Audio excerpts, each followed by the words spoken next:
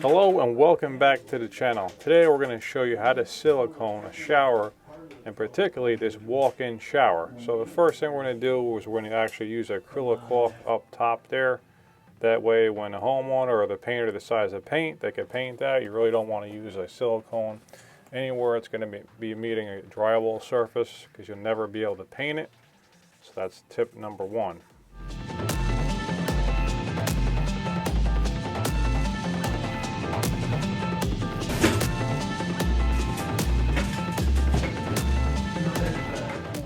Okay, first thing you want to do is obviously make sure all the surfaces are clean. They're going to be applying the silicone to, and you don't want them wet because the silicone will not apply easily. So once you get everything clean, you're going to want to cut a tip on your silicone tube. I do about a 45-degree angle, and you're going to want to make that tip slightly bigger than you actually want the finished bead of silicone to be.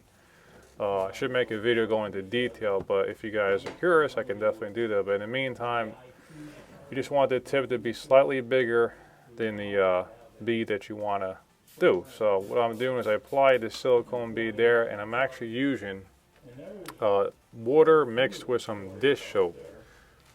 Basically I use an old spray bottle, fill up with some water, then I put some decent amount of liquid dish soap in there. And what this does, it allows you to shape the silicone and not make a mess and make it look like a really clean silicone job. You don't want to just apply your silicone, take your finger and hit it. It's just going to make it real wide.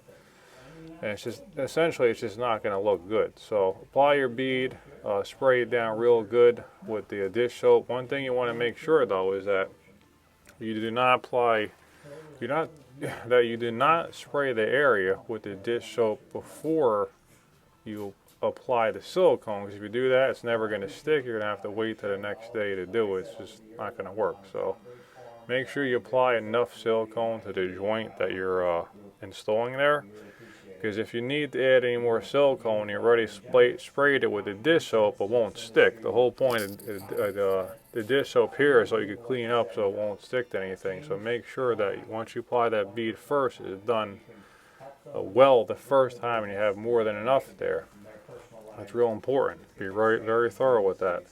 Because once you spray it with that dish soap, that's it, you're done. You got to wait till the next day for it to dry. So I'm just going around, I'm using a silicone tool here. You get any box store, essentially just like a square edge with different sizes on it.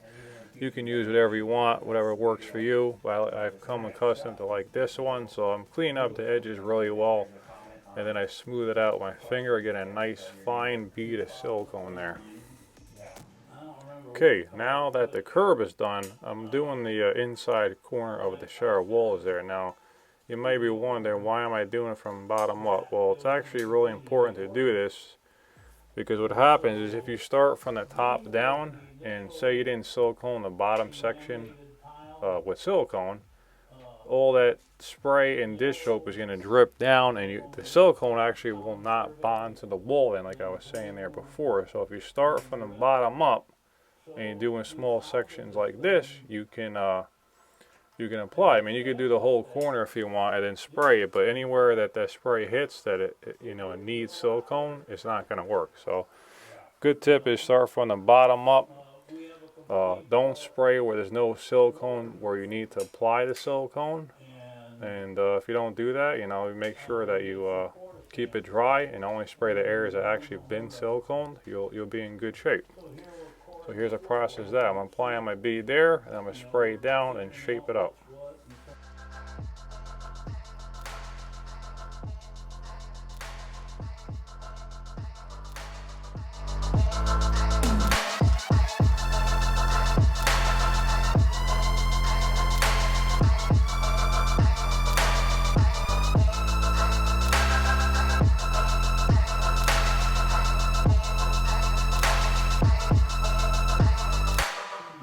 Okay, now same process goes for the curb. Make sure everything is clean. Apply your silicone everywhere that it needs to be, and spray it all down and shape it up to your likings.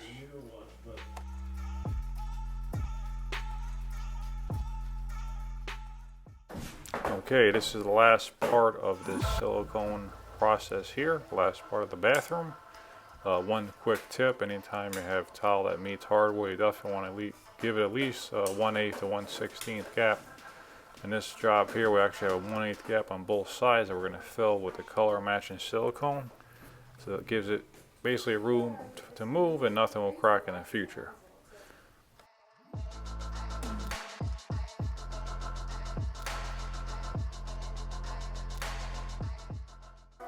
Okay, now this is how everything should look when everything is said and done.